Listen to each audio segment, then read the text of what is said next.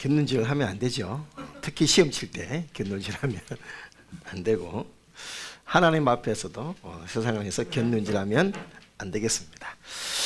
자, 우리 하나님의 말씀 앞에 나갑니다. 우리 사무엘상 우리 14장 우리 1절에서 15절 다 함께 자리에서 일어나셔서 우리 한 절씩 교독을 하도록 하겠습니다. 사무엘상 14장 우리 1절에서 15절 말씀 우리 한 절씩 교독을 합니다. 제가 간 이 성경책은 개역개정 428페이지입니다. 428페이지 사무엘상 14장 1절부터 15절입니다. 1절입니다. 하루는 사울의 아들 요나단이 자기의 무기를 든 소년에게 이르되 우리가 건너편 블레셋 사람의 부대로 건너가자 하고 그의 아버지는 아뢰지 아니하였더라. 사울이 기브와 그들이 미그론에 있는 소나무 아래에 머물렀고 함께한 백성은 600명 가량이며 아히야는 에봇을 입고 거기 있었으니 그는 이가봇의 형제 아히두베의 아들이요 비느하스의 손자요 실로에서 여호와의 제사장이 되었던 엘리의 증손이었더라. 백성은 요나단이 간 줄을 알지 못하니라. 요나단이 블레셋 사람들에게로 건너가려 하는 어디 산의 이쪽에는 험한 바위가 있고 저쪽에도 험한 바위가 있는데 하나의 이름은 모세스요 하나의 이름은 세데라. 한 바위는 북쪽에서 믹마스 앞에서 일어났고 하나는 남쪽에서 게바 앞에 일어섰더라. 요나단이 자기의 무기를 든 소년에게 이르되 우리가 이 해를 받지 않은 자들에게로 건너가자. 여호와께서 우리를 위하여 일하실까 하노라. 여호와의 구원은 사람이 많고 적음에 달리지 아니하였느니라. 무기를 든 자가 그에게 이르되 당신의 마음에 있는 대로 다 행하여 앞서가소서. 내가 당신과 마음을 같이하여 따르리이다. 요나단이 이르되 보라 우리가 그 사람들에게로 건너가서 그들에게 보이니 그들이 만일 우리에게 이르기를 우리가 너희에게로 가기를 기다리라 하면 우리는 우리가 있는 곳으로 가만히 서서 그들에게로 올라가지 말 것이요. 그들이 만일 말하기를 우리에게로 올라오라 하면 우리가 올라갈 것은 여호와께서 그들을 우리 손에 넘기셨으니 이것이 우리에게 표징이 되리라 하고 둘이 다 블레셋 사람들에게 보이매 블레셋 사람이 이르되 보라 히브리 사람이 그들이 숨었던 구멍에서 나온다 하고 그 두 사람들이 요나단과 그의 무기를 든 자에게 이르되 우리에게로 올라오라 너에게 보여줄 것이 있느니라 하니라. 요나단이 자기의 무기를 든 자에게 이르되 나를 따라 올라오라 여호와께서 그들을 이스라엘 손에 넘기셨느니라 하고 요나단이 손발로 기어 올라갔고 그 무기를 든 자도 따랐더라. 블레셋 사람들이 요나단 앞에서 엎드려지매 무기를 든 자가 따라가며 죽였으니 요나단과 그 무기를 든 자가 하나절까지 땅 안에서 처음으로 죽인 자가 20명 가량이라. 같이 읽겠습니다. 들에 있는 진영과 모든 백성들이 공포에 떨었고 부대와 노력군들도 떨었으며 땅도 진동하였으니 이는 큰 떨림이었더라. 아멘. 자리에 작석하시겠습니다. 자, 우리 말씀의 제목 같이 한번 선포합니다. 시작. 먼저 믿음으로 순종하라. 먼저 믿음으로 순종하라 라는 제목으로 하나님 은혜 앞에 나가기를 원합니다.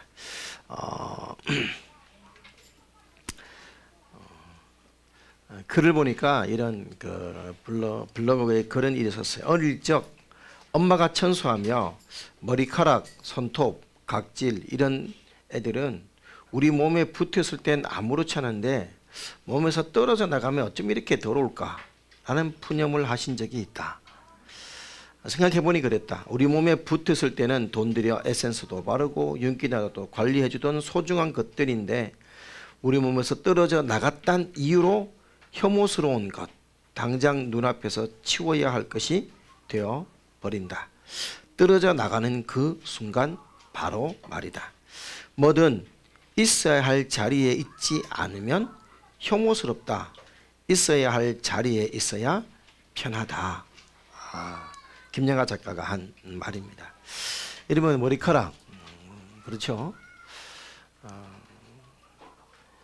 아침에 일어나면 우리 어머니가 제일 먼저 한 일이 뭐냐 하면 이렇게 방바닥을 손 훑어서 머리카락 정리하는 것이었습니다. 이부자리도 마찬가지.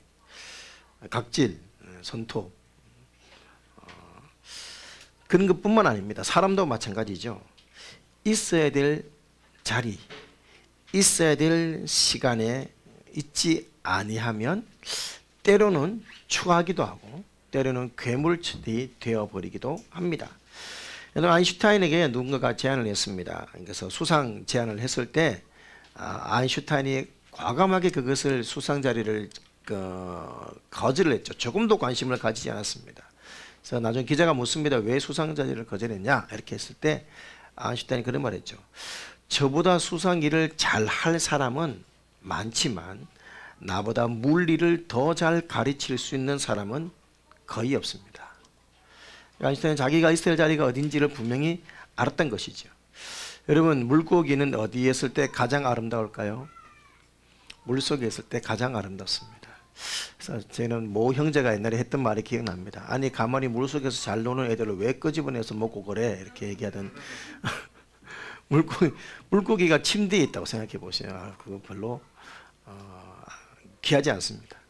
그러나 의왕 속에 있거나 물속에 있으면 그것은 가치 있고 아름답죠.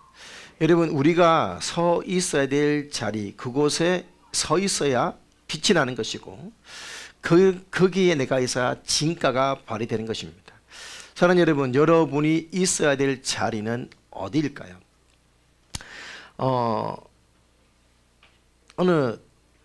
어느 여성도님들의 일기에 이런 고백이 있었습니다. 아이를 임신을 하고 이제 출산일이 거의 다 되어서 들뜬 마음으로 병원에 갔는데 이 아이가 이미 뱃속에서 이제 죽어 있었어요. 사산을 한 거죠. 그래서 그리고 난 다음에 이제 퇴원을 하고 일주일을 좀 지내서도 이제 몸이 어느 정도 거동하는데 아무런 문제가 없었을 때 그때 그분이 이런 편지를 썼습니다. 몸은 거의 회복되어서 거동하는데 아무런 문제가 없었다. 그러나 마음이 우울해서 교회에 가고 싶지도 않았다. 집에 있을까 계속 생각을 했는데 오늘이 주일이었다. 마음이 너무 산란하고 우울해서 꼼짝도 하고 싶지 않고 아무도 만나고 싶지 않았다. 그러나 주님의 날인 것을 알고 결국 나는 마음을 정하고 교회에 갔다. 좋아하는 찬송을 부르며 귀에 익은 찬양대에 찬양 소리를 듣는 가운데 어디에선가 평화가 밀려오는 것을 느낄 수 있었다. 그렇다. 나는 내가 있어야 될 바로 그 곳에 와 있다. 그날 만찬식에 참여하면서 우리 아버지 하나님의 임재 가운데 온전히 들어갈 수 있었다. 나의 영혼은 하나님의 거룩한 안식처에 닷을 내릴 수 있었다. 여러분, 자신의 생각, 자신의 감정을 내려놓고 하나님 말씀에 귀를 기울이고 하나님을 신뢰하면서 나아가는 것, 이것이 진정한 신앙이라고 할 수가 있겠죠. 이것이 진정한 우리의 안식이고 이것이 진정한 우리의 평화입니다. 이런 생활이 우리의 일생을 순간순간을 지배하며 우리는 정말 믿음의 사람으로, 하나님의 사람으로 살아가고 있는 줄 믿습니다. 과연 우리의 자리는 어떤 자리인지 생각해보는 이 아침이 되었으면 좋겠습니다. 오늘 13장에서 사무엘상 13장에서 시작되었던 이 블레셋 믹마스 전투라고 합니다. 이 블레셋과의 이 믹마스 전투가 지금 14장에서도 계속 이어지고 있습니다. 여러분, 13장에서 사울 왕이 치명상을 입었죠.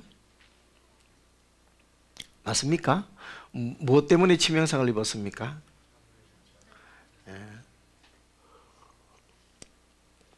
몸을 다친 게 아니고 블레셋에게 당한 게 아니고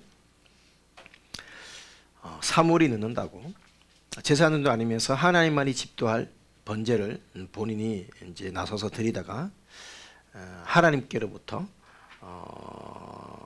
쉽게 말해서 이제 버림을 받게 되죠. 사무엘 선지자로부터 왕의 나라가 길지 못할 것이다. 왕이 여호와의 계명을 어겼기 때문에 여호와께서도 다시금 당신의 마음에 드는 사람을 세워서 백성의 지도자로 삼을 것이다 라는 그런 말을 사울에게 듣고 맙니다. 아니, 치명상이죠. 아주. 여러분, 사실 사울 왕이 이 전쟁, 블레셋과의 이 전쟁을 시작하게 된 것도 어찌 보면 무리수였습니다. 무리수. 왜? 무엇을 위한 무리수였을까요? 뭔가 이제 왕이 됐으니까 백성들이 왕을 요구한 이유가 뭡니까? 대적에서 강력한 지도력으로, 강력한 힘으로 대적을 물리칠 강력한 왕을 원했습니다. 그렇기 때문에 백성들이 요구하는 왕으로 그렇게 인정받고 싶었던 마음이 많았죠. 그래서 조금은 뭔가 실적을 쌓기 위해서, 업적을 세우기 위해서 우리 왕이 그래도 뭔가 하네 라는 것을 보이기 위해서 시작한 전쟁이라고 할 수가 있습니다. 그런데 그래서 이제 수비대 하나를 물리치고 이렇게 게리라전으로 조금씩 뭔가 업적을 쌓아야지 싶었는데 수비대 하나가 무너졌다는 소식을 듣고 온 블레셋이 달려났습니다. 그래서 여러분 전차가 3만이고 기병이 6천이었습니다. 뭐 3만 아니고 3천이라 하더라도 어쨌든 간에 그리고 백성의 수는 블레셋이 몰려온 수는 해변의 모래처럼 많았다. 엄청난 그 군세 앞에 이스라엘 백성들이 나팔을 불어 백성들을 모았지만 그 군세를 보고 백성들은 다 도망을 가버립니다. 아예 요단강을 건너서 므낫세 반집하겠는 그 땅으로 도망가 버린 사람도 있습니다. 이 땅에 있다가 이 땅은 끝이다 싶은 마음이 들었는지 여러분 아예 요단강 건너 동편으로 아예 도망가 버린 사람이 있을 정도로 그렇게 백성들은 다 도망갔습니다. 그리고 시간이 갈수록 한 명 한 명씩 탈영병들이 늘어나서 나중에 몇 명만 남았다. 오늘 우리가 본문에 읽지 않았으면 13장 후반부에 보면 600명만 남아 있습니다. 600명. 여러분 3,000명이 처음에 3,000명이 정비군이었는데 정비군 중에서도 다 도망가 버리고 600명만 남아 있는 상황이죠. 그런데 지금 백성들은 무기가 있다 없다 없었습니다. 무기가 없었습니다. 칼을 가지고 있는 사람은 사울과 요나단밖에 없었지요. 그러니까 지금 상대방은 전차로 무장을 하고 있는데 우리는 몽둥이 들고 전쟁을 하겠다고 나서는 것과 다름없는 상황이죠. 그래서 다 도망가고 그래서 지금 600명만 남아 있고 그리고 백성들은 구덩이에 굴 속에 숨어 있는 상황입니다. 여러분 사무엘로부터 왕이 잘못했기 때문에 왕의 나라가 길지 못할 것이다 했으면 뭐 해야 될까요? 그 말을 들었으면 뭐 해야 될까요? 무릎 꿇고 옷을 찢고 죄를 뒤집어 쓰고 회개해야 되죠. 근데 어디에도 사울 왕이 회개했다는 내용은 전혀 없습니다. 그리고 사실 왕의 능력을 인정받기 위해서 전쟁을 일으켰다가 도리어 온 나라를 위험하게 만들었으니까 이거는 뭐 치명상이나 다름없습니다. 그래도 끝까지 회개한다는 말을 한마디 하지 않고 그런 상황에서 블레셋은 13장 후반부에 보면 3대로 나누어서 침공을 시작을 합니다. 그리고 이스라엘 사람들은 다 숨어버렸습니다. 그런 상태에서 지금 오늘 14장에 넘어오면 지금 대치 상태에 있죠. 대치 상태에 있습니다. 뭐 정확하게는 얘기를 하고 노략군이라는 말이 15절에 나오는 거로 봐서 이제 3대로 나누어서 한 부대는 이제 사울과 이 군대를 대적하려고 진쳐 있고 나머지는 백성들을 노략하고 있지 않았을까라고 추측을 할 수가 있습니다. 그런 상태에서 이제 이스라엘 군세는 다들 뭐 숨어버리니까 여러분 나중에 그 선지순례 가보면 믹마스라든지 또 그 사울이 이제 아둘람 이쪽에 아둘람 이제 사울이 다윗을 잡으려고 할 때 다윗이 주로 숨어 지냈던 아둘람 굴 쪽에 가보면 굴 크기는 딱 여러분이 이렇게 훌라후프 정도. 그래서 네 발로 기어가면 들어갈 수 있는 굴입니다. 굴이 안에 들어가면 이제 미로처럼 사방으로 흩어져 있습니다. 그래서 딱 우리 이송비 자매님이 있는 부분에서 들어가서 이제 여기 있는 뒤로 나오라고 가이드가 이렇게 보냈는데 10분이 지나도 안 나오는 거예요. 안에 들어갔다가 이 사람들이 길을 잃었어. 소리는 들리는데 한 10분쯤 지나니까 막 걱정도 되고 다들 막 불안불안하고 그래서 우리는 이제 이제 스마트폰 후레시켜 가지고 이쪽이야 하고 소리 계속 내보고 나중에 나오는데 눈물 걸성걸성해가 보고 사람들이 나오더라고요. 한 번 더 가면 그러니까 이제 한 번 더 가버리면 톡들처럼 어디로 갈지 모르는 거예요. 그러니까 블레셋 군대도 굴 속에 들어가 버리면 잡아낼 수가 없는 상황입니다. 그러니까 그런 상태에서 이게 지금 대치가 길어지고 있는 상황입니다. 나중에 동영상이 있는데 나올 때 보면 눈물 걸성걸성이가 나오는 동영상 제가 찍어놓은 동영상이 있습니다. 선지순례 나온 그런 곳이에요. 그러니까 그런 굴 속에 숨어 있고 그런 상태에서 이제 뭐 대치되고 있는 상황이죠. 여러분 14장에서 계속해서 사울은 여전히 계속 비신앙적이고 나약하고 인간적인 모습을 보입니다. 그러면서 이제 아주 어정쩡한 상태로 장기화되고 있는데 사무엘상 13장 5절 말씀에 의하면 블레셋이 얼마? 병거가 3만, 기병이 6천이었습니다. 자, 그런 상태에서 지금 전쟁을 벌이고 있는데 여러분 사무엘상 13장 22절에 보면 600명 중에 칼이나 창을 가진 사람은 아무도 없고 사울과 요나단만 칼과 창을 가졌다 했습니다. 그래서 지금 이게 믹마스전 협곡입니다. 믹마스 협곡. 자, 제가 사진을 몇 장을 준비를 했는데 얘는 여전히 안 되네. 되네요. 네, 되네. 이거 접촉 불량이 좀 있군요. 자, 우리 사진 떼어 주십시오. 그래서 이 믹마스 협곡, 정확하게 와디 스웨이니라고 합니다. 와디 스웨이니. 여러분 와디라는 것은 이제 계절천이라고 합니다. 건기 때는 저렇게 바짝 말라 있고 풀도 있고 그러다가 우기 때가 되면 저기가 하천으로 변하는데요. 그래서 제가 새벽 예배 때 이제 와디가 이제 비가 와서 와디가 이제 흘러내려오는 장면을 보여드린 적이 있는데 바위들이 떠내려올 정도로 강력한 이제 물살이 됩니다. 그래서 이게 이제 지금 협곡 보이십니까? 이게 이쪽 북쪽은 뭐라고 했습니까? 오늘 본문 말씀에 의하면 이제 보세스, 이쪽은 복세스, 이쪽은 세나입니다. 이게 높이가 약 100m입니다. 그리고 각도가 70도. 높이가 100m, 각도가 약 다음 사진 보십시오. 다음 사진. 또 이렇습니다. 또 다음 사진. 또 위에서 보면 이렇게 되어 있어요. 이게 결코 만만치 않습니다. 그러니까 이쪽에는 블레셋, 이쪽에는 지금 사울 진영이 있습니다. 그러니까 한번 내려와서 올라가려 그러면 공격을 하니까 쉽게 공격을 할 수도 없고, 그러니까 이게 지금 대치 상태가 길어지고 있는 거죠. 그래서 또 600명 올라가 봐도 또 숨어가 나오지도 않고, 그러니까 전쟁은 지금 장기화되고 있는 상황이 지금 14장의 상황이라고 할 수가 있습니다. 그래서 오늘 본문 14장 이제 2절에 보시면 사울이 기브와 변두리 미구레에 있는 석류나무 아래에 머물러 있고 함께한 백성은 600명 가량이었다라고 말씀을 하고 있죠. 그럼 사울은 지금 이 전쟁을 치는 것도 아니고 안 하는 것도 아니고 지금 이 대치 상태에서 계속되고 있는 상황이고, 그래서 요나단이 그 아버지가 계속 이렇게 뭐 전쟁을 하는 것도 아니고 안 하는 것도 아니고 이런 미온적인 태도에 좀 불만이 있었는지 하나님 아버지 앞에 일절 의논하지 않고 자기의 무기를 든 호위병 한 명만 데리고 이제 블레셋 진영을 습격을 하는 내용이 오늘 본문의 내용입니다. 자, 여러분 9절 말씀을 보십시오. 9절. 자, 이제 이 병기든 자에게 말하죠. 건너가서 우리 그들에게 보이자. 쉽게 말해서 이쪽 편 언덕에 어디 갔니? 이쪽 편 언덕에 보이지 않은 것입니다. 이쪽 편 언덕에. 이제 상상 이쪽에 짜 나타나서 딱 보이는 거예요. 그러면 이쪽 편에 있던 사람들이 쟤들이 보이네 하면서 뭐라고 할 거 아닙니까?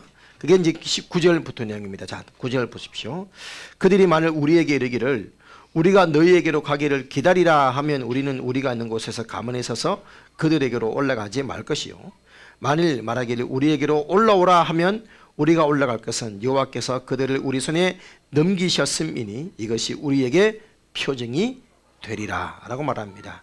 여러분 올라오라 하면 이제 하나님께서 그들을 도우시겠다는 표정으로 삼자라고 그렇게 자기만의 믿음의 어떤 기준을 세웠습니다. 그리고 자신과 병기든 소년이 블레셋 군대 앞에 나타내 보이는 것이죠. 12절 말씀을 보십시오. 12절에 뭐라 합니까? 12절에 그 부대 사람들이 요나단과 그의 무기든 자에게 이르되 우리에게로 올라오라 너희에게 보여줄 것이 있느니라. 이게 뭐 보여줄 게 있다? 무슨 말입니까?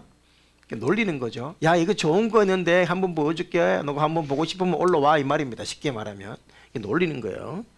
그래서 보여줄 게 있느니라 한지라 요나단이 자기 무기 든 자에게 이르되 나를 따라 올라오라 여호와께서 그들을 이스라엘의 손에 넘기셨느니라 하고 13절에 보시면 요나단이 손발로 기어 올라갔다.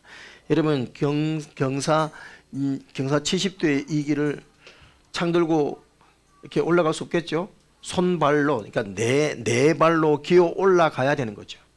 위에 있던 블레셋 군대가 올라오는 이 요나단을 보면서 그냥 창만 한번 던져도 끝인 거예요. 그러지 않겠습니까? 화살을 쏘거나 아니면 위에서 돌만 한번 굴려도 끝나는 상황입니다.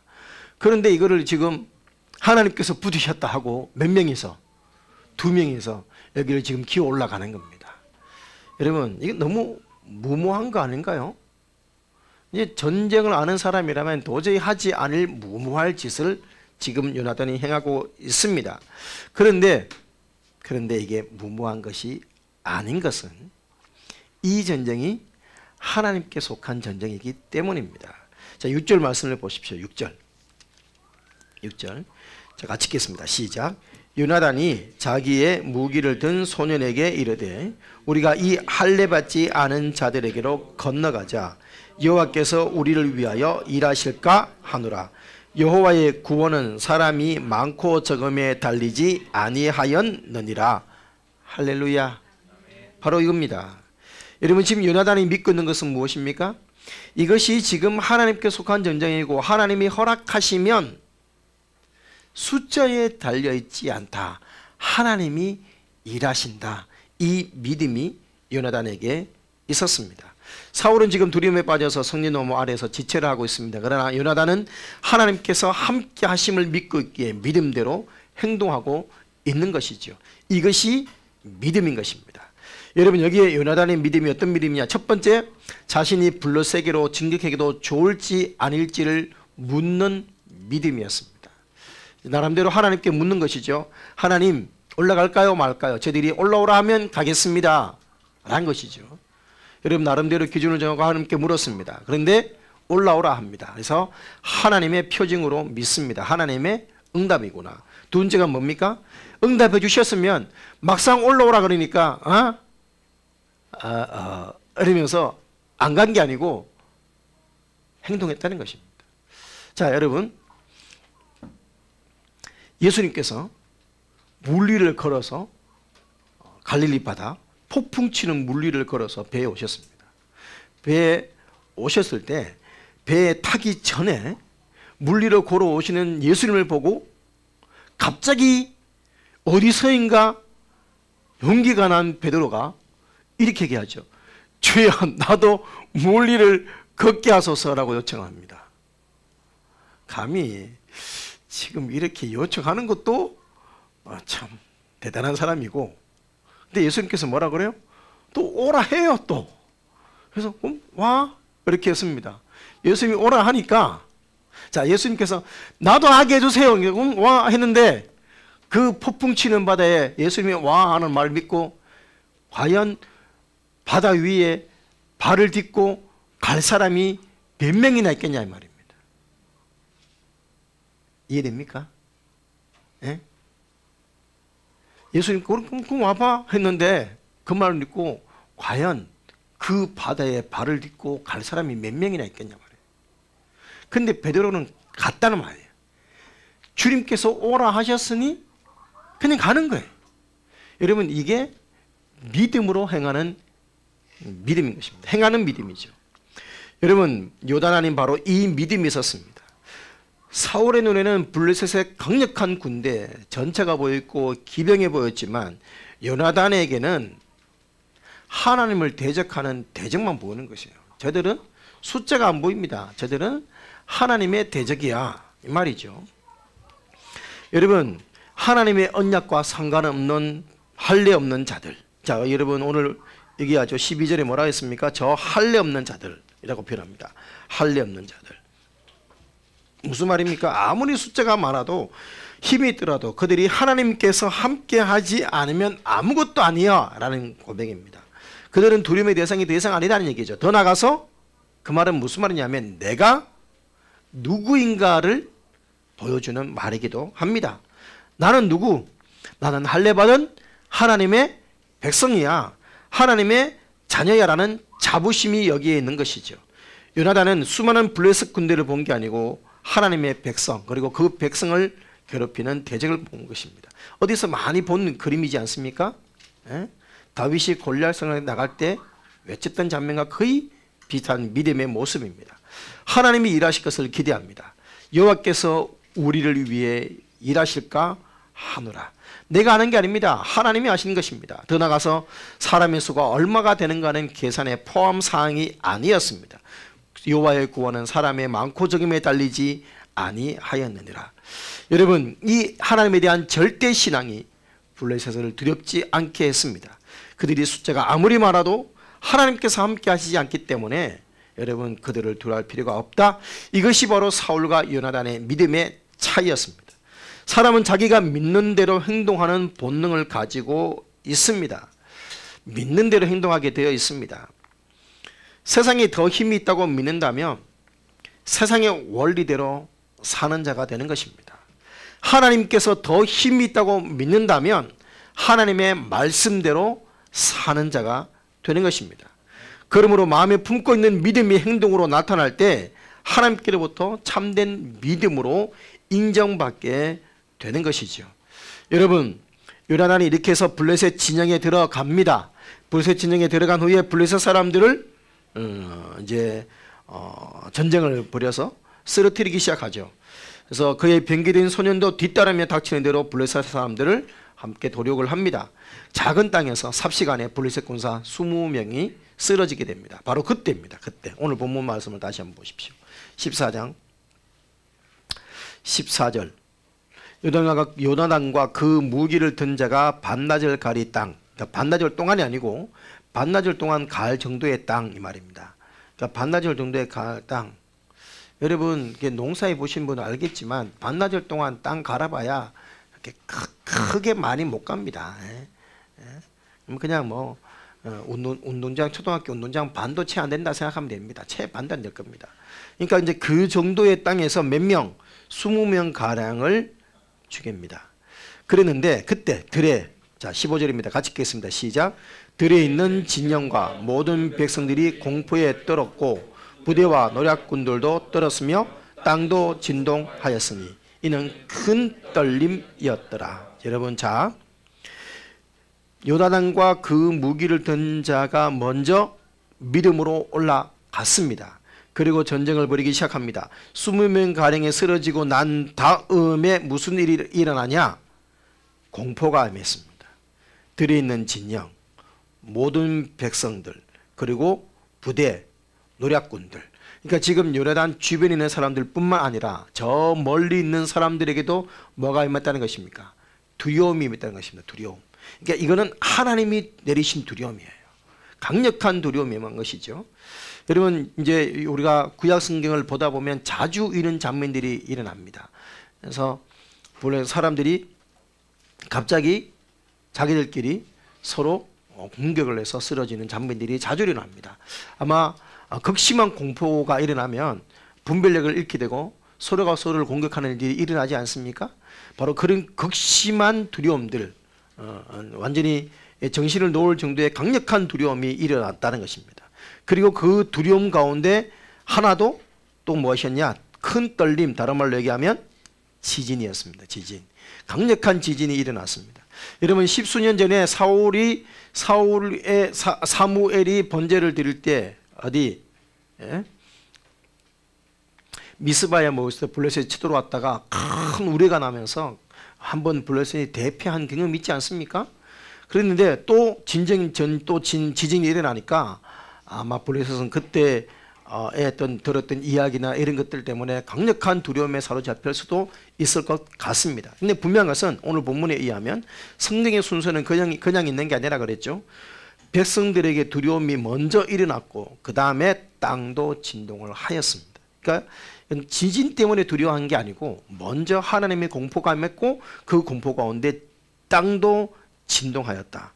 그러면서 어떻게 됩니까? 16절에 보면 이제 블레셋 사람들이 무너져 서로 흩어지고 나중에 서로 공격하는 모습들이 18절 19절에 보면 이제 일어나게 되는 거죠. 여러분, 그렇게 해서 대혼란이 이 블레셋 진영 안에 일어나게 됩니다. 여러분, 이렇게 하나님은 이스라엘을 도우셨습니다. 정확하게 얘기하면 요나단과 그 병기된 자를 도왔습니다. 자, 여러분, 저를 봐주십시오. 하나님께서 도움을 주실 때가 언제였습니까? 하나님께서 도와주시고 난 다음에 움직였습니까? 믿음으로 움직이고 나니 하나님께서 역사하셨습니까? 움직이고 난 후에 먼저 믿음으로 순종하고 난 이후에 하나님이 역사하셨다는 사실입니다. 성경은 자주 이런 장면들을 우리에게 보여줍니다. 우리에게 먼저 믿음을 요구하십니다. 믿음을 요구하세요. 때로는 여러분 정말 예수님이 어떻게 이런 말씀을 하실 수가 있지 싶을 정도로 단호하게 거절을 합니다. 단호하게. 뭐라고 거절하냐? 자녀들의 떡을 취하여 개에게 던짐이 마땅치 아니하니라. 완전 개 취급을 한 거죠. 여러분 왜 예수님께서 그렇게 하셨을까? 믿음을 보고 싶은 거예요. 그때 서로 보내기 여인이 뭐라 했습니까? 예수님이면서 다 얘기가 다 헛얘기네. 저렇게 사랑 없는 게 무슨 예수님이야. 예수님의 사랑이면 어떻게 저렇게 말할 수가 있어. 상처받았어. 이렇게 하지 않았습니다. 무릎 꿇는 거죠. 주여 올수 맞습니다. 나는 개입니다 이 말입니다. 그래도 개도 주인의 상에서 떨어지는 부스러기는 먹잖아요. 떨어지는 부스러기도 도와주세요. 간절하면 그렇게 합니다. 여러분 지난주였습니다. 지난주 열심히 설교 준비를 하고 있는데 한 10시 한 40분 50분쯤 갑자기 예배당 벨이 울렸어요. 이상하다. 내가 소리를 꺼놨나? 왜 우리 아내가 전화를 하지? 제가 전화 안 받으면 우리 아내가 예배당 전화를 하거든요. 전화 안 받은 적이 없는데 싶어서 나는 우리 아내인 줄 알고 여보시오 이랬는데 여보세요? 우리 아내 목소리가 아니야. 아이고 큰일 났다 싶어가 죄송합니다 하고 여보세요 이제 경건한 척 여보세요 이렇게 했죠. 그러니까 열린문 침례교회 목사님이죠? 그러더라고요. 네 맞습니다. 그때 그때 2020년, 2012년 그때 계셨던 목사님 맞으세요? 그러더라고요. 네 맞습니다. 이렇게 하니까 제가 그때 무슨 공원에서 산다고 했던 김 누구인데요. 전혀 기억이 없습니다. 전혀. 나는 우리 교회 주변에 그런 공원이 있는지도 몰랐어요. 네, 어디요? 그러니까 무슨 공원이요? 그런 공원이 있나요? 내가 서대구 세무서 어쩌고 그래요. 그래서 근데 누구시라고요? 근데 누구요? 제가 그때 왜 우울증이 너무 심해서 목사님하고 상담했잖아요. 우울증 때문에 상담한 사람이 한 4개고 3명이 있는데 여러분 제가 기억력이 그렇게 나쁜 사람은 아닙니다. 상담했으면 기억을 하거든요. 근데 한ten 3명 있는데 이런 분은 없었는데 남자 있었고 그리고 총각 1명 있었고 우리 삼전 그린배 사는 총각이 있었고 우리 이런 사람은 없어요. 그리고 돈 받으러 와가지고 자기 아들이 처음에는 저기 발달 장애를 했다 그 다음에 자폐를 했다가 하여튼 말 바뀌는 사람이 있었고 하여튼 그랬는데 그래서 왜 남편과 아들이 사고로 동시에 죽어서 제가 너무 우울증에 빠져서 상담했잖아요. 전혀 기억이 안 나는 거예요. 그래요? 제가 상담을 했으면 기억을 할 텐데 제가 전혀 기억이 안 납니다. 그러니까 제가 그 순간 이게 약간 좀 의심도 들고 이럴 때는 아는 척하기보다는 정직하게 나가자. 죄송합니다. 제가 웬만하면 기억할 텐데 전혀 기억이 나지 않습니다. 죄송합니다. 그랬더니만 그래서 제가 힘들어서 서울로 간다고 그때 말씀을 드렸었는데 기억 못 하세요? 섭섭하네요 목사님 이러더라고요. 그래요. 섭섭하시겠네요. 제가 그럼 기억을 알면 내가 상담을 했으면 기억할 텐데 전혀 기억을 못 하겠습니다. 그래서 계속 어쩌고 저쩌고 해서 목사님이 기억을 못 하신다니까 제가 할 말이 없네요. 계속 그래요. 그래서 내가 이왕 전화하셨으니까 섭섭한 거고 하여튼 오늘은 뭐 때문에 전화하셨습니까? 그러면 서울로 가시다 그러면 서울에 계시나요? 그러니까 서울에 있대요. 그래서 그래서 뭐 때문에 전하셨습니까? 그래서 제가 그때 서울에 올라오고 난 다음에 저도 힘들어서 혈액암이 걸려서 뭐 8년 동안 뭐 이렇게 섰다가 제가 지난달에 병원에서 잠시 나왔는데요. 뭐 이제 병원에서 몇 개월밖에 못 산다고 해서요. 아, 그래요. 그런데 우리 딸이 28인데 계단에서 굴러서 고관절이 부러졌는데 지금 응급실에 왔는데 병원비를 먼저 결제를 하지 않으면 수술을 못 한다고 해서 마지막으로 목사님이 생각나서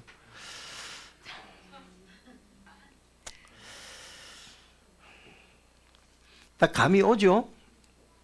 그래도 또 진심일 수도 있잖아요. 그래서 내가 순간 그러냐고, 많이 힘드시겠네요. 근데 그러니까 제가 뭐 재정적으로 도움을 달라는 얘기 같은데 제가 제 마음대로 임의로 결정하는 부분도 아니고 또 좀 상의를 하고 알아봐야 될 것 같으니까 연락처 좀 알려주십시오. 그러니까 연락처를 보통 그러면 잘 안 알려주거든요. 근데 연락처를 알려주더라고. 그러면서 뭐 그럼 병원이 어느 병원인가 서울에 여기 노원구에 있대. 노원구 무슨 동인가요? 동은 잘 모르겠고 무슨 병원이에요? 무슨 병원이요? 근데 제가 좀 청력이 좀 안 좋았거든 그때. 무슨 병원이요? 그러니까 하여튼 한 4번 5번 들었는데 무슨 쏙놀이인지 무슨 순놀이인지 성놀이인지. 그래서 일단 알겠습니다. 제가 상의하고 연락을 드리겠습니다. 혹시나 결정이 되시면 아래 계좌로 보내주세요. 그리고 또 계좌번호를 또 불러줘요. 그래서 일단 다 적어놓고 이제 폭풍 검색을 했죠. 노원구 병원이란 병원 다 검색했습니다. 전혀 안 나옵니다. 그리고 또 서울에 있는 그 노원구 가까이 사는 또 목사님을 또 다 찾아서 전화를 했습니다. 혹시 이런 비슷한 병원 이름 있나? 없습니다. 그러니까 그래서 제가 전화번호는 있으니까 문자를 보냈습니다. 문자 단호하게 이렇게 어떻게 해야 될까? 내가 상의한다 했으니까 또 상의를 안 하면 또 안 되잖아. 목사가 또 거짓말 할 수도 없고. 그러니까 상의한다고 한 밤 11시 반에 정종진 지사님한테 전화했으면 주무십니까? 아니요. 그래서 뭐 여차저차한데 뭐 내가 상의를 한다 했으니까 내가 그냥 말은 합니다. 그래서 뭐 그냥 집사님이 웃으시더라고. 목사님 그렇게 도와주면 대한민국 다 도와줘야 돼요. 이러더라고 집사님. 하여튼 상의를 한다 했으니까 하고 이제 하여튼 그렇게 하시고 끊겠습니다. 끊고 난 다음에 제가 이제 문자를 보냈죠. 무슨 문자를 보냈냐? 하여튼 뭐 저차에서 상의를 했는데 제가 목사님도 알아보고 병원도 알아보는데 병원에 대한 정보가 불명확하여서 금전적인 지원을 드리지 않도록 하겠습니다. 하면서 사실 뭐 교회 이런저런 이유들로 오는데 대부분 잘못된 정보들도 많고 해서 우리가 정확한 정보가 있어야 도움을 드릴 텐데 정보가 정확하지 않으니까 도움을 드릴 수 없습니다. 혹시라도 계신 곳의 병원의 정확한 주소와 지금 진료 번호 등을 다시 알려주시면 다시 재정 지원에 대해서 논의해 보겠습니다. 라고 했습니다. 한마디로 이거죠. 자녀들의 떡을 치어서 계획이 좀 마땅치 않습니다. 진심이면 연락 왔을 거라고 생각을 해요. 진심이면. 마지막 심정으로 목사님에게 도움을 구하는데 그거 진료번호 못 알려주겠습니까? 그런데 연락 없더라고요. 그리고 그 다음날 아침에 주일날 예배 드리려고 하는데 10시 한 40분쯤 와가지고 그냥 딸 데리고 집에 왔어요. 한 달 남은 인생 잘 마무리할게요. 이렇게. 내가 수로 보내기 여인의 믿음도 없구나. 그래서 그 순간에 예수님을 닮아서 상처를 줬을지는 모르지만 만약에 진짜라 하더라도 간절함이 없는 관계로 더 이상 그 부분에 대해서 연연치 않기로 했습니다. 믿음이라고 하는 것은 믿음이 있으면 행동하게 되어 있습니다. 예수님 말에 나를 구원주실 수 있는 분이라면 예수님께 매달리게 개가 취급받든 뭐든 간에 매달리게 되어 있단 말입니다. 요나단은 하나님을 향한 믿음이 있었습니다.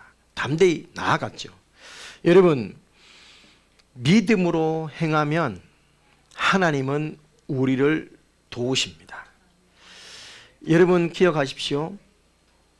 언약궤를 메고 요단강을 건너갈 때 요단 강물을 도하할 때 이스라엘 백성이 가나안 입성을 할 때 여러분 언덕에 창일했습니다. 언덕에 창일. 그러니까 요단 강물도 우기 때가 되면 폭이 약 900m, 높이는 언덕에 창일했다 했습니다. 언덕, 그 말은 높이가 수십 미 약 9m까지 깊어집니다. 여러분 폭 900m, 높이 9m의 강을 여러분 요단강 물이 결코 맑은 강물 아니에요. 누런 막 물이 콸콸콸 흘러가는 그 강을 하나님이 뭐라냐면 언약궤를 메고 제사장이 먼저 강에 발을 담그라 했습니다. 제사장들이 여러분 앞에 뒤에 최소한 4명의 이상이 언약궤를 댄단 말입니다. 앞에 사람이 요단강물에 들어가고 뒤에 제사장이 요단강에 들어갈까지 여러분 앞에 사람은 아마 목까지 차슬는지도 모르겠습니다. 그런데 제사장이 발에 다 요단강에 다 들어오고 난 다음에 요단강은 끊어져 마른 땅이 되었습니다. 믿음으로 먼저 행동해야 하나님은 역사하십니다. 여러분 기억하십시오. 하나님은 하나님 스스로도 능히 일하실 수 있는 분이십니다. 심지어 하나님을 아무도 찬양 안 하면 저 돌들을 통해서도 하나님은 찬양을 받을 수 있는 분이십니다. 그럼에도 불구하고 하나님은 우리를 통해서 영광받기 원하시고 우리를 통해서 일하기를 원하십니다. 하나님은 사람을 통해서 역사하기를 원하십니다. 그런데 그 사람이 어떤 사람이냐? 바로 하나님을 믿고 의지하는 믿음의 사람을 통해서 일하시고 역사하신다는 것입니다. 여러분 우리가 믿음으로 행하지 아니하면 때때로 하나님이 계획해 놓으신 일들이 더 이상 진행되지 않아서 놓칠 수 있는 일도 많다는 사실을 우리는 기억했으면 좋겠습니다. 자, 다시 한번 우리 믿음으로 한번 봅시다. 믿음으로 행하면 하나님이 역사하신다. 한 번 더. 믿음으로 행하면 하나님이 역사하신다. 아멘이십니까? 예.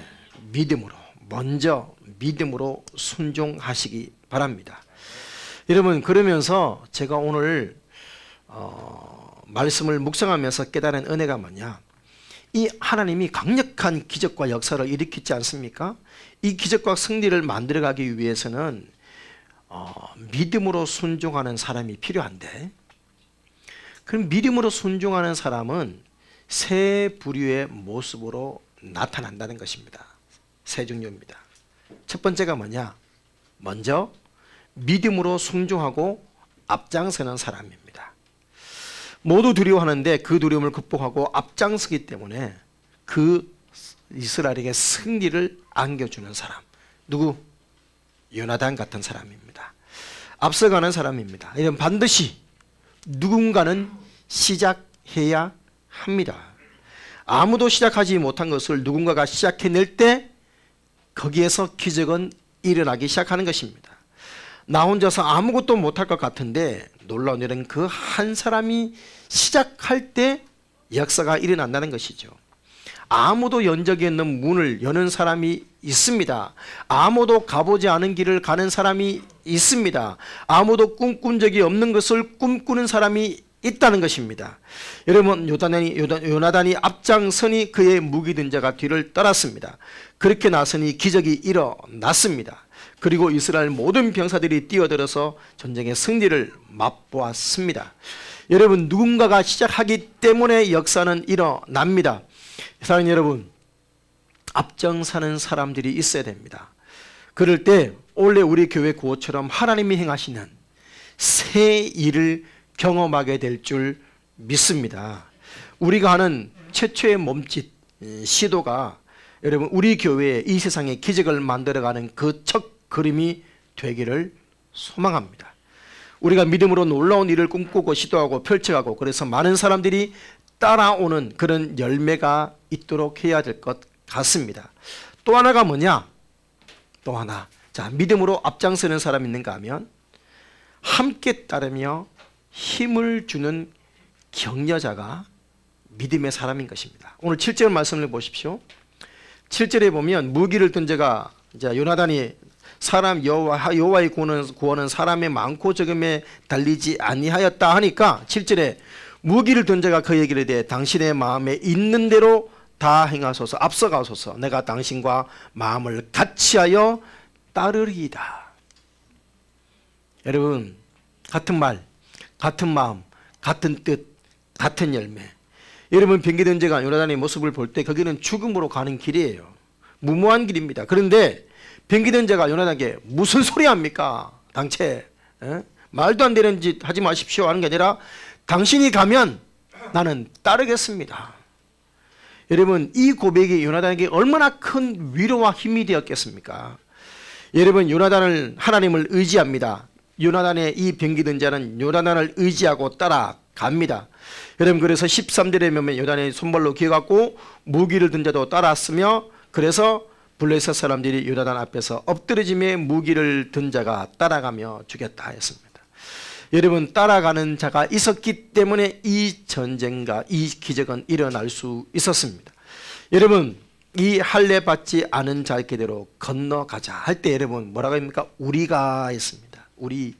여러분, 변기는 자가 따라올 것을 알았기 때문에 여러분 우리라는 표현을 쓴 것 아니겠습니까? 그가 큰 힘이 되어줬습니다.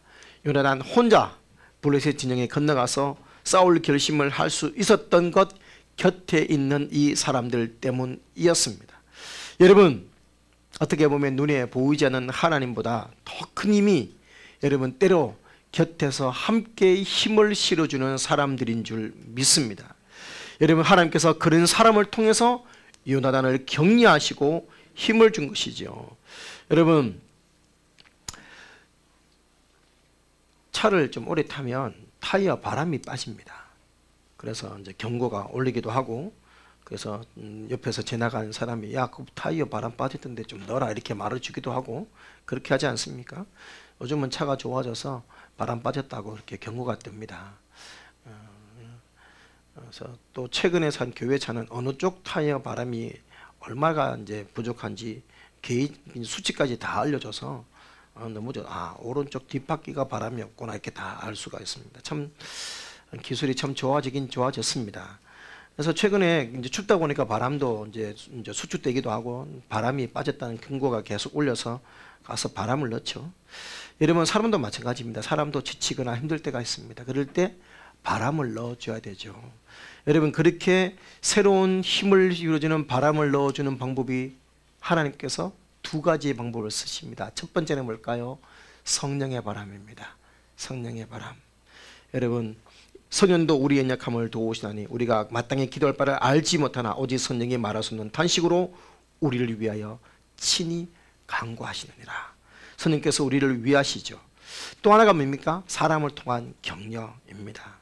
여러분, 신앙생활에서 누군가 나를 성원해주고 나를 위해 기도해 준다는 사실이 얼마나 중요한지 몰라요. 여러분, 그런 성원과 기도가 있기 때문에 지치지 않습니다. 여러분, 모든 역사의 뒤에는 반드시 그렇습니다. 감춰진 진리가 있는데, 여러분, 누군가가 역사의 인물이 한 획을 끈 사람 뒤에는 반드시 신실한 후원자가 있었다라는 사실입니다. 여러분, 바울이 그 큰 위대한 업적을 남길 수 있었던 이유도 바울 뒤에는 바울과 함께 해주는 사람이 있었습니다. 저는 개인적으로 참 아리스타고라는 사람을 좋아합니다. 별 이름 없어 보이지만 마지막에 감옥에 있을 때까지 함께하는 사람, 아리스타고. 항상 그의 힘이 되어지는 어디서나 따라가는 사람, 아리스타고. 여러분, 그런 사람들이 있었기 때문에 바울의 사역은 가능했습니다. 바나바라든지 실라라든지 디모데라든지 브리스길라와 아굴라 같이 자기의 목이라도 목숨이라도 내어놓는 사람들이 있었기 때문에 위로받고 힘을 내었죠. 여러분, 조용한 격려와 후원은 이렇게 영혼을 일으키고 세상을 바꾸는 힘이 됩니다. 마지막으로 자, 첫 번째 앞장서서 이끄는 사람, 두 번째 함께 따라가며 격려해 주는 사람, 세 번째는 끝까지 자리를 지키는 사람들입니다. 믿음의 사람들이죠. 누군가가 얘기했습니다. 잘해서 오래 하는 게 아니고 오래 하기 때문에 잘하는 것이다. 여러분, 블레셋과 이스라엘 전력상 비교가 되지 않았습니다. 상대방은 전차로 무장했는데 우리는 몽둥이밖에 없습니다. 여러분, 다 도망갔습니다. 다 도망갔습니다. 몇 명 남았습니까? 몇 명 남았습니까? 600명. 몇 명 남았습니까? 자, 물어봅시다. 요나단이 이렇게 해서 병기된 자와 따라갔습니다. 큰 울림이 일어났습니다. 공포가 일어났습니다. 자, 블레셋끼리 서로 막 전쟁을 합니다. 그런데 600명이 없었으면 그 전쟁 승리로 이끌 수 있었을까요? 없었을까요? 갑자기 사실은 그전에 안 돌아가는데 어제 말씀을 준비했는데 이 600명이 제 눈에 보였어요. 그러면서 이런 생각이 들었어요. 이 600명은 도대체 무슨 생각으로 남았을까? 자, 여러분이 만약에 사울과 함께 남아있는 600명이라면 첫 번째, 사울을 진심으로 따르기 위한 충심으로 남았다. 두 번째, 옆에 친구가 남으니까 남았다. 세 번째, 나도 도망가고 싶은데 타이밍을 놓쳐서 어쩔 수 없이 남았다. 저는 세 번째 같아요. 나도 도망가고 싶은데 차마 대놓고 도망가 못 가겠고 언제 가나 하다가 남아있는 600명 중에 내가 있을 것 같아. 제 같으면. 여러분은 어느 케이스입니까? 죽으면 죽으리라 하고 충심으로 사울 곁에 남았다. 손 들어 보십시오. 아니면 옆에 친구가 있으니까 그래 뭐 니도 있는데 나도 남았다. 한 개 더 있네요. 하나님이 우리를 마침내 승리케 하실 거야. 하나님을 믿고 남았다. 아멘. 두 명이 있습니다. 그 손 봤습니다. 네 번째, 타이밍 보다가 놓쳐서 남았다. 근데 여러분, 어쨌든 간에 그 남아있는 사람, 그 자리를 지킨 사람들 때문에 전쟁은 일어났습니다. 그들이 움직이니 숨어있던 사람들도 움직였습니다. 사랑하는 여러분, 힘들면 어려우면 누구나 그 자리를 떠나 도망가고 싶습니다. 그러나 여러분, 끝까지 포기하지 않고 있어야 될 자리에 있어야 결국 인생에서 승리합니다. 좋은 환경에서 자리를 지키는 일은 누구나 다 할 수 있습니다. 그러나 어려움 속에서 자신에게 주어진 자리를 지키는 일을 통해서 그 사람의 마음의 됨됨이를 알 수 있죠. 여러분, 우리가 전에 한번 영화를 우리 그 열린 모임에서 봤습니다. 영화 제목이 기억 안 나서 검색하면 나오는데, 이제 비행기 미국에서 강으로 불시착한 그 허드슨 강의 뭐 기적인지 하여튼 그 영화 있습니다. 그 기장이 순식간의 판단으로 강으로 불시착을 하고 모든 승객이 다 탈출한 다음에 마지막까지 혹시나 남은 사람이 없는가 보고 난 다음에 마지막으로 기장이 탈출을 하죠. 끝까지 자리를 지킵니다. 그런데 세월호 선장은 그 승대 같은 아이들 버려두고 자기 혼자 제일 먼저 탈출했습니다. 살아남은 목격자이면 탈출해가 하자마자 배에서 한 일이 뭐다? 지갑 열어서 젖은 돈 말리는 것이었습니다.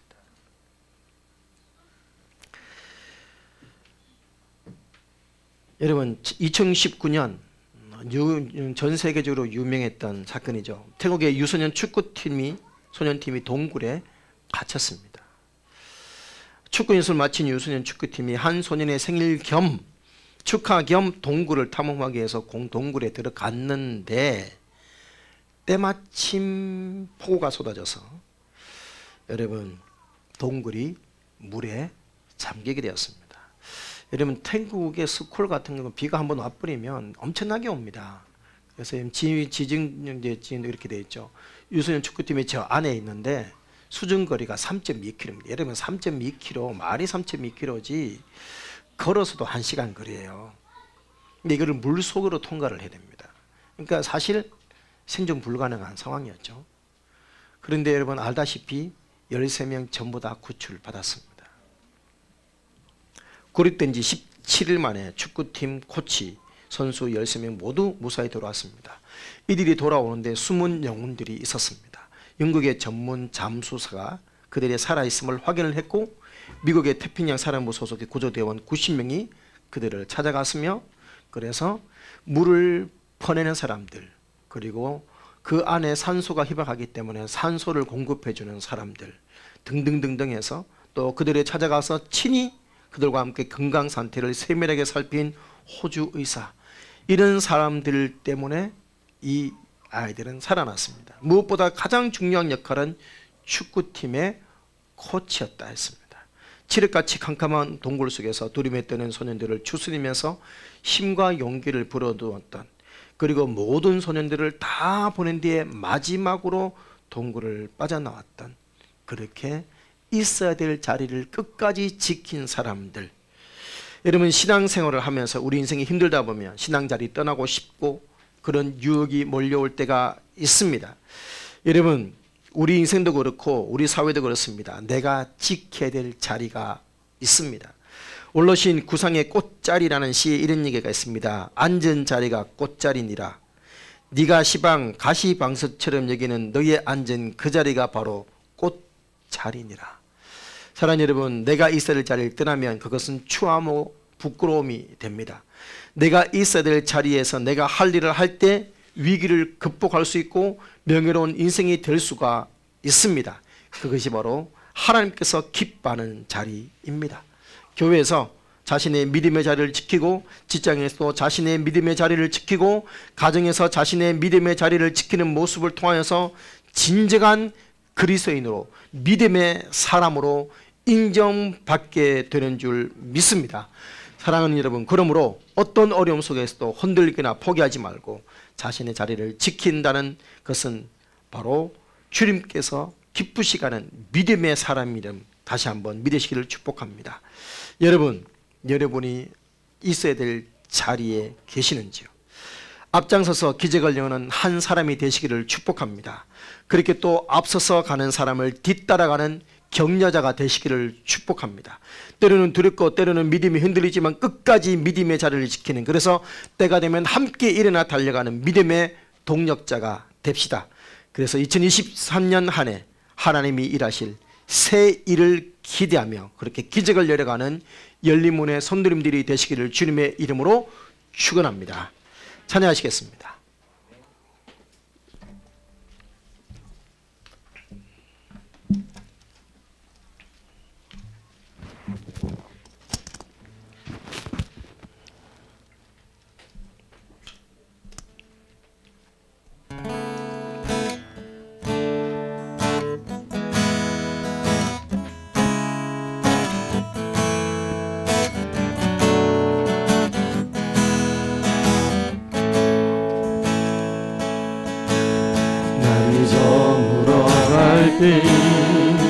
인들에서 걸을게 이때가 하나님의 때 일도 안 될 때 왼손으로 걸을 때 내가 고백해 여호와 이래 주가 일하시네 주가 일하시네 주께 아끼지 않는 자에게 주가 일하시네 주가 일하시네 신뢰하면 얻는 자에게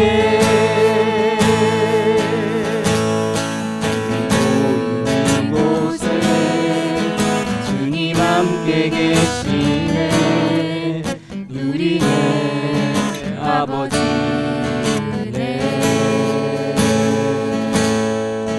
적은 떡과 물고기 내 모든 걸 드릴 때 모두 고백해 여호와이네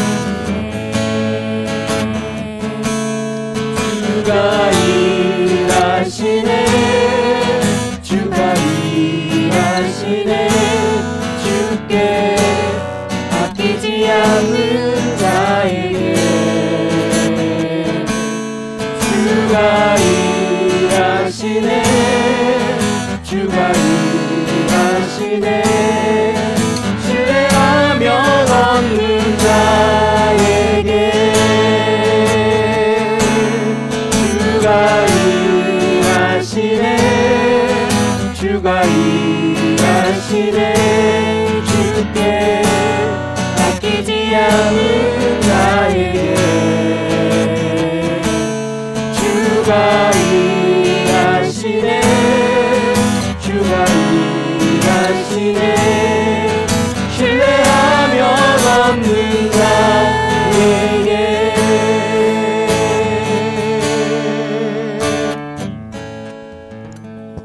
아멘. 사랑하는 여러분, 하나님은 능히 우리를 도우실 수 있는 분이고 또 능히 돕기를 원하시는 분이십니다. 하나님께서 돕고 싶어 하는데 우리가 믿음으로 순종하지 않아서 하나님의 도우심을 놓칠 때가 너무나 많지 않습니까? 그러므로 우리에게 필요한 것이 무엇입니까? 바로 먼저 믿음으로 순종하는 것입니다. 우리가 믿음으로 행할 때 하나님께서 함께 하시고 역사하시는 줄 믿습니다. 믿음의 모습은 앞서가는 것으로, 함께 따라가는 것으로, 그리고 그 자리를 지키는 것으로 나타납니다. 과연 나는 어떤 모습으로 나의 믿음의 모습을 나타내고 있는지, 하나님, 내가 믿음으로 행동하고 믿음으로 순종하게 도와주시옵소서. 오늘 말씀을 들고 우리 아버지 앞에 기도하도록 하겠습니다. 기도하겠습니다. 살아계신 아버지 감사합니다. 하나님의 은혜 앞에 오늘도 거룩한 마음을 드리며 나갑니다. 아버지 하나님, 우리가 정말 믿음으로 행할 때 하나님 역사하시는 줄 믿습니다. 아버지 행동하지 않아서, 아버지 나아가지 않아서, 발걸음을 움직이지 않아서, 아버지 떼지 않아서, 요등하게 발을 들여놓지 않아서 놓치고 있는 하나님의 역사 도우심들이 얼마나 많은지 다시 한번 생각해 보게 됩니다. 하나님, 그러므로 믿음으로 행하게 도와주시옵소서. 먼저 믿음으로 순종하게 도와주시옵소서. 그래야 할 때 하나님의 역사를 경험할 수 있도록, 주님의 일하심을 볼 수 있도록 주님 도와주시고 역사해 주시기를 간절함으로 소망하며 주 앞에 기도합니다. 오 아버지 하나님의 큰 은혜 앞에 모두 들려드리며 간구하며 나아갑니다. 도와주시옵소서. 손으로 충만케 하시고 하나님 주시는 거룩한 은혜 가운데 가기를 간절히 소망하며 주 앞에 기도합나니 아버지 도와주시옵소서. 일문의 귀한 사역들을 감당하며 앞서서 아버지 먼저 아버지 앞장서 이끌어가는 믿음의 사람들이 가시고 먼저 시도하며 나가는 자들이 되게 도와주시고 함께 따라가며 격려주는 격려자가 될 수 있도록 도와주시옵소서. 아버지 무엇보다 아버지 힘들지만 어렵지만 끝까지 믿음으로 그 자리를 지키는 사람들이 되어서 아버지 하나님과 함께하는 때 하나님의 역사를 동경하며 아버지 경험하며 하나님의 큰 기적에 동참하는 자들이 될 수 있도록 역사하여 주시옵소서. 아버지 나에게 주신 하나님의 아버지 믿음의 자리가 어디인지 돌아보게 하시고 그 믿음의 자리에서 온전히 믿음으로 나가도록 도와주시며 역사하시며 함께하여 주시옵소서. 아버지 앞에 오늘도 거룩한 마음을 내어드리며 간구하며 나아갑니다. 도와주시는 하나님 역사하시고 은혜 베풀어 주시옵소서. 아버지 앞에 존귀와 영광 올려드립니다. 인간받게 하신 주님 이름으로 축복합니다. 살아계신 아버지 하나님, 먼저 믿음으로 순종할 때 도우시고 역사하시는 하나님의 능력과 손길과 기적을 체험하는, 그래서 하나님이 행하시는 새 일을 경험하는 열린문의 모든 성도님들이 되게 하옵소서. 예수님 이름으로 기도합니다. 아멘. 예, 이번 셋째 주 교회 소식 알려